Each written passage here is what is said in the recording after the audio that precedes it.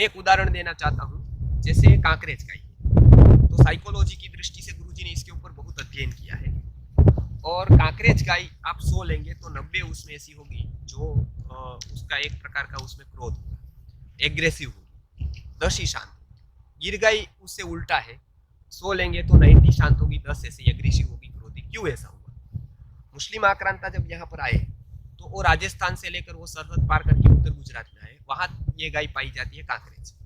तो उसका खुराक 10,000 सैनिक आते थे तो उसका खुराक था गोमांस मुख्यतः से। तो वो लोग सीधा काटते थे गाय को अपने खुराक के लिए और एक प्रकार के द्वेष के कारण।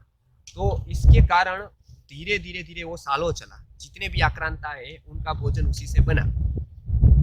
सालों ये प्रक्रिया चली, तब ये कांकरेज गाय ये डीएनए इतना क्रोध आ गया, क्योंकि उसने इतनी समस्याएं झेली, उतने वार झेले, तो इतना क्रोध आ गया कि आज भी गोपालक के पास कोई 4 आदमी अनजान आ जाए ना तो वो अटैक करने के लिए जाएगी। पहला उसको भाव अटैक का आएगा सामने वाले। क्यों?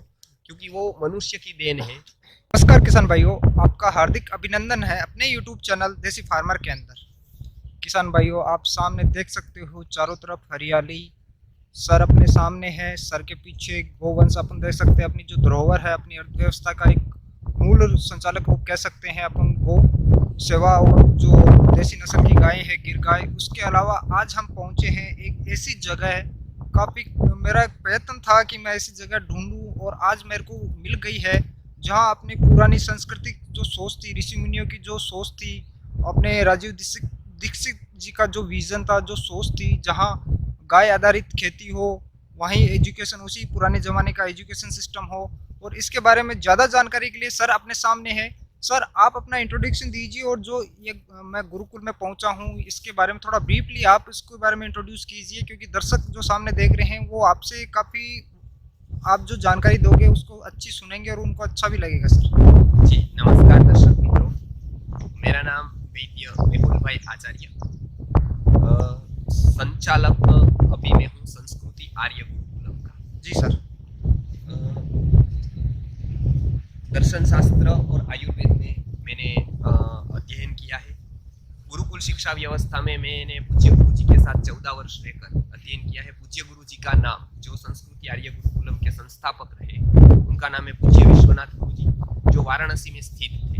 उन्होंने पूरी गुरुकुल शिक्षा व्यवस्था का अध्ययन किया, साथ में सारी और शिक्षा व्यवस्था का अध्ययन किया, और आधुनिक काल में गुरुकुल शिक्षा व्यवस्था को हम कैसे स्थापित कर सकते हैं और उसको कैसे हम अनेक जगह पर संस्थापित कर सकते हैं, उसके लिए उन्होंने जीवन भर अपना प्रयत्न किया, जीवन भर उन्होंने इस प्रकार का तप किया। अब एक एक व्यवस्था के बारे में हम जानते जाएंगे। तो ये व्यवस्था क्या है और संस्कृति गुरुकुलम क्या है, क्योंकि समाज सभी को संस्कृति आर्य गुरुकुलम के बारे में माहिती होनी चाहिए, तो गुरुकुल शिक्षा व्यवस्था को यथार्थ रूप से समझ पाएंगे। गुरुकुल कोई स्ट्रक्चर नहीं है, कोई भौतिक बिल्डिंग नहीं है, कोई ऐसा स्थान नहीं है जहां पर ऐशो आराम और सुविधाएं भी हो। गुरुकुलम एक विचार है, गुरुकुलम एक मिशन है। वो चाहे छोटी झोपड़ी में भी हो सकता है, चाहे वो कुछ भी न हो, जंगल में भी हो सकता है।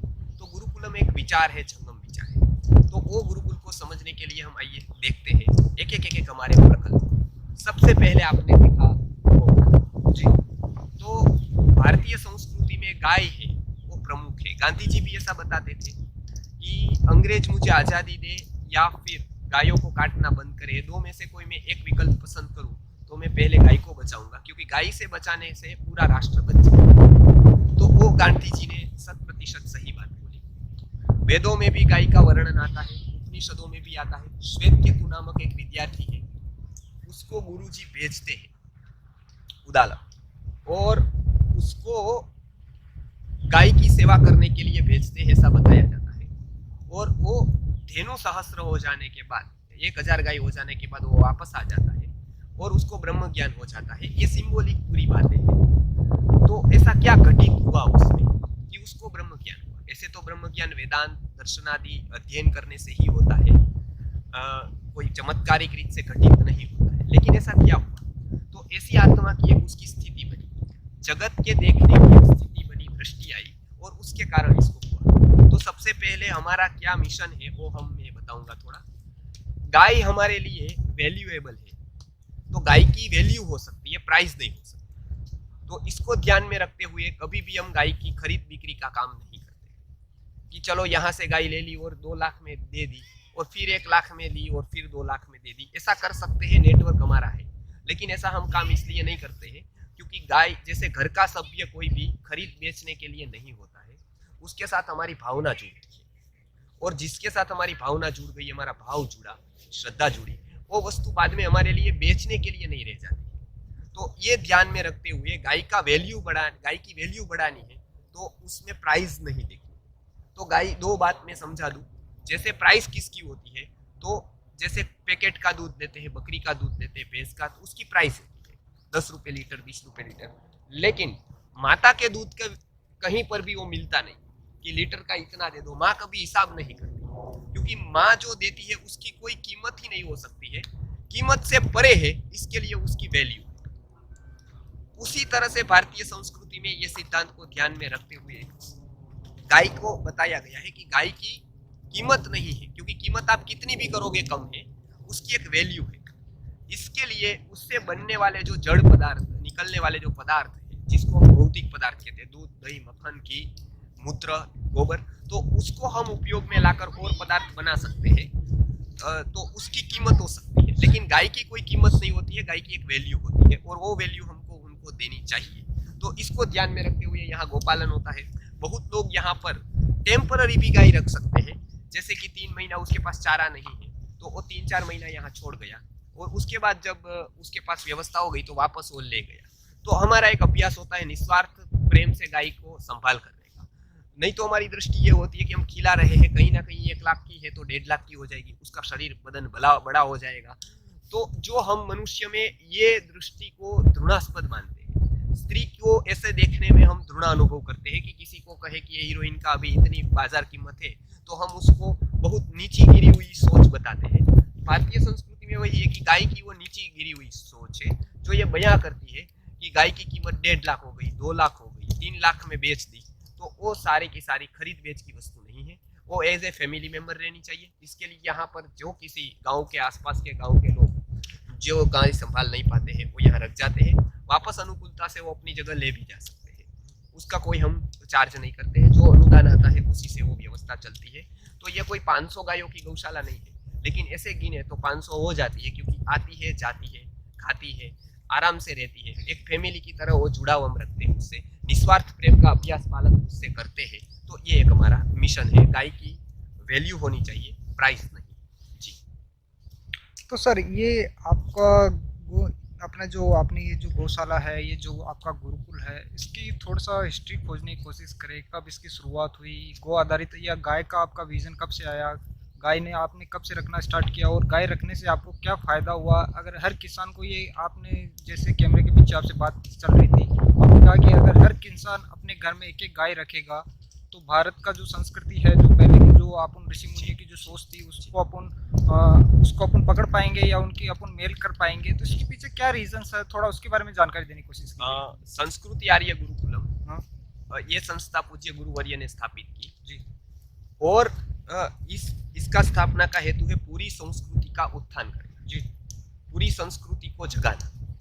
तो सारे अंगों पर उन्होंने कार्य किया, उसमें से एक अंग है गोपालन, कृषि जी। तो गाय आधारित कृषि और गाय आधारित उद्योग जी, या गाय आधारित कृषि, कृषि आधारित उद्योग जी, ये कंसेप्ट को लेकर गुरुजी ने बहुत सारा काम किया। उसमें से मुख्य आपने जो बताई कि क्या फायदा होता है, फायदा की दृष्टि चली जाती है तभी हम थोड़े ऊपर उठते हैं जी, और सभी वस्तु का हम फायदा नहीं लेते। जैसे हम कहते हैं कि आपने माता पिता की सेवा की, क्या फायदा, हमने व्याकरण पढ़ा, मानो वाणी या न्याय पढ़ा, क्या फायदा। तो ऐसे देखें तो कोई फायदा नहीं, लेकिन ऐसे बहुत कुछ ऋषि मुनियों जो प्रज्ञा प्राप्त थे, उन्होंने ऐसे ही काम किया जिसका कोई फायदा आप नहीं बता सकते कि ये फायदा।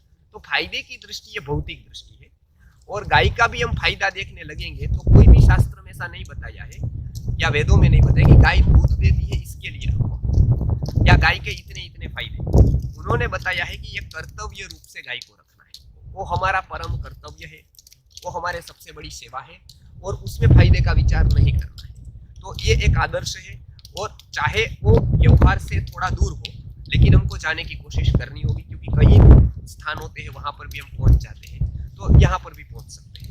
तो एक तो ये हो गया फायदे की दृष्टि से दूसरे रखते हैं, हम लोग गाय कोई फायदे की दृष्टि से नहीं रखते, और लोगों को भी ये कहते हैं कि फायदे की दृष्टि से ना, कर्तव्य समझ कर रखो। कर्तव्य समझ कर रखा तो बहुत सारे लाभ है, लेकिन लाभ के लिए गाय नहीं रखी तो लाभ है। जैसे माँ होती है, वो घर पे रहे तो रसोई बनाती है, घर काम करती है, लेकिन माँ की केवल इतनी ही ड्यूटी नहीं है, उसके लिए माँ नहीं, बराबर, वो तो काम वाली भी कर देगी, लेकिन माँ माँ है, उसकी एक अलग वैल्यू है। वो रहेगी तो काम करेगी, साफ सफाई करेगी, ध्यान रखेगी, लेकिन ध्यान रखने के लिए, साफ सफाई करने के लिए जब हम माँ को प्रेजेंट करते हैं, तो कहीं ना कहीं हम माँ की बहुत डिवैल्यू करते हैं, माँ के महत्व को हम नाश करते हैं।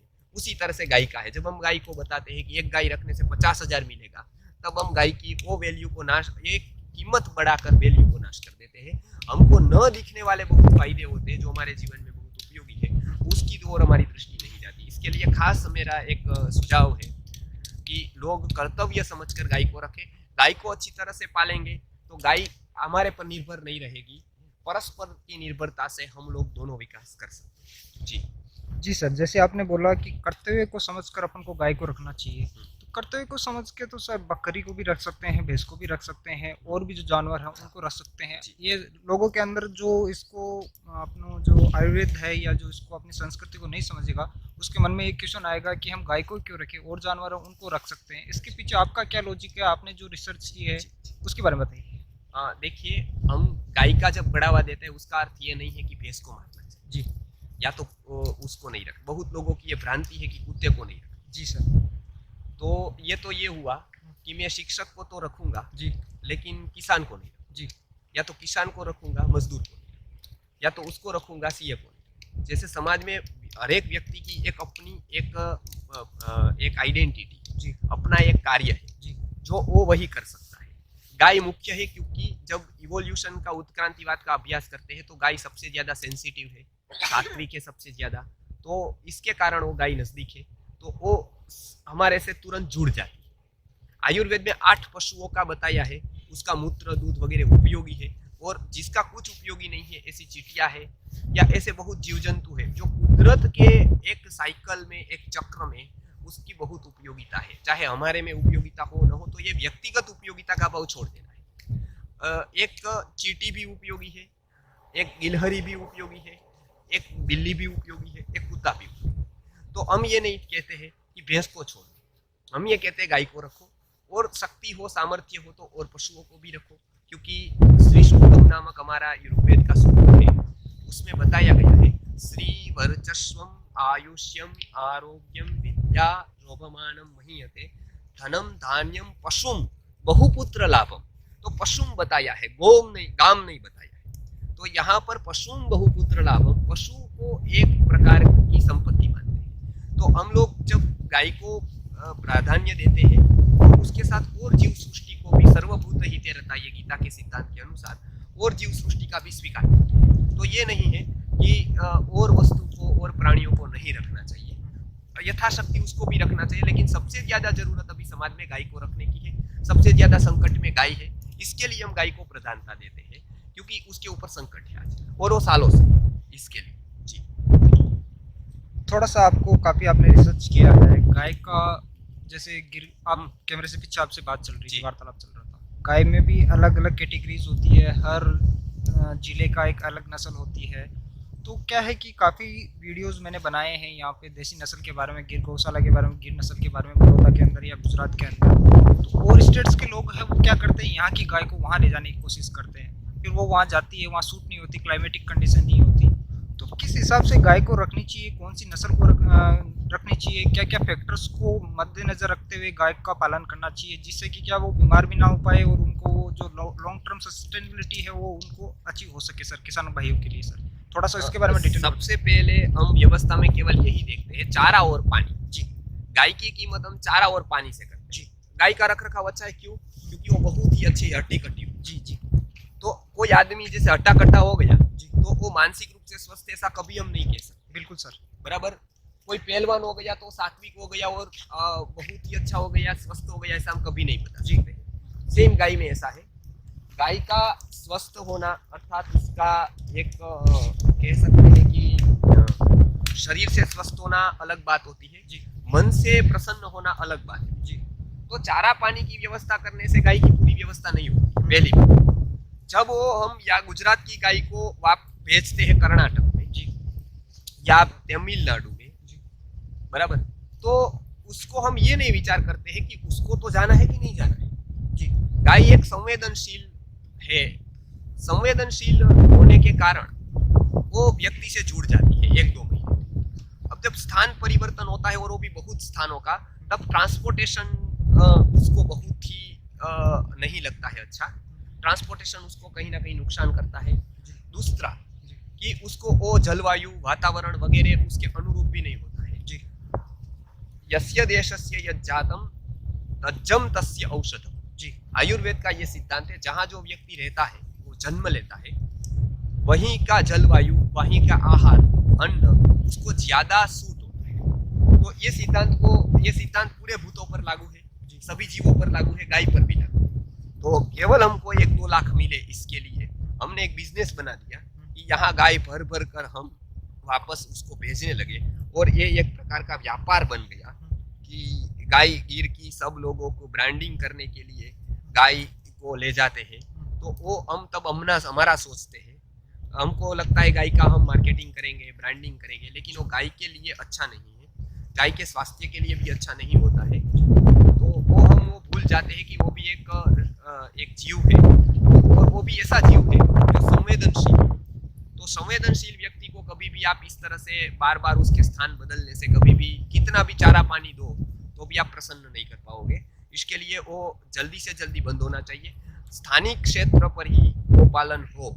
स्थानिक क्षेत्र पर गाय एक फैमिली मेंबर रहे ऐसे वो हमारा ध्येय है वो कर्तव्य के रूप में लोग बजाए तो वास्तविक रूप से वो पालन हो सकता है नहीं तो केवल वो कोई बिजनेस का पालन होगा बाकी गाय का पालन नहीं होगा दूसरा कारण ये भी है कि गाय को जब ले जाते हैं तब ट्रांसपोर्टेशन बहुत होता है ट्रांसपोर्टेशन में विदेशी कंपनी भी बहुत होती है तो गाय का 10-20% तो आप उस कंपनी को देते हैं ट्रांसपोर्टेशन में लेने में आने में जाने में चढ़ाने में कि वो कत्ल खाने भी चलाते हैं तो कहीं ना कहीं अर्थशास्त्र की बिल्कुल दृष्टि न होने के कारण अज्ञानता के कारण ये आज व्यवस्था बन गई है कि गाय को दूर से दूर भेजना और दूर से गाय को लाना तो वो व्यवस्था नहीं है इसके लिए वो कभी भी हमारी संस्कृति के अनुरूप नहीं हो सकती कैसे पालना चाहिए लोकल ब्रीड पे काम करना चाहिए कैसे एक सपोज कीजिए एक दूसरा क्वेश्चन इसमें ये आता है गरीब किसान है जिसके पास 1 एकड़ खेती की जमीन है तो वो कहेगा सर रोजी रोटी के लिए वो दूध का बिजनेस कर रहा है तो उसमें क्या गलत है आपका क्या विचार है क्योंकि रोजी रोटी के लिए वो इसका बिजनेस के तौर पे ले रहा है तो और कोई उसके पास चारा नहीं अल्टरनेट उसके पास बिजनेस नहीं है गोई पालन से वो अपनी रोजी रोटी कमा रहा है अपने घर का पेट भर रहा है तो उसके प्रति आपका क्या राय है ये गलत कर रहा है सही है क्या है? ये सही है पहले के काल में जैसे दूध बेचा नहीं जाता था ऐसा भी ग्रंथों लेकिन वो एक काल था अभी के काल में तो वो कोई तकलीफ नहीं है बेच सकते हैं उसमें क्योंकि स्मृति में बताया है यमान से वेद नित्य नियमान कहा यमान पतत्य कुर्वाणो नियमान केवलान भजन अर्थात यम को जो बाच न आते हो ऐसे नियम को आप परिवर्तन कर सकते हो तो सत्य अहिंसा अपरिग्रह अस्तेय ब्रह्मचर्य जैसे जो यम है उसको बाधा न आती हो तो छोटे नियम आप परिवर्तन काल के अनुसार कर सकते हैं ऐसा स्मृति का सिद्धांत है उसके ऊपर घंटों हम बोल सकते हैं तो अभी समाज व्यवस्था जो भारतीय समाज व्यवस्था है उसके ऊपर मेरे व्याख्यान है मेरी चैनल पर और गुरुजी के भी व्याख्यान है पूज्य गुरुजी विश्वनाथ गुरुजी के तो इसमें वो कोई तकलीफ नहीं है बस उसके पास गाय रहे तो एक तो जो समर्थ लोग हैं जिसके पास मानो कि 500 गाय है 100 गाय है 200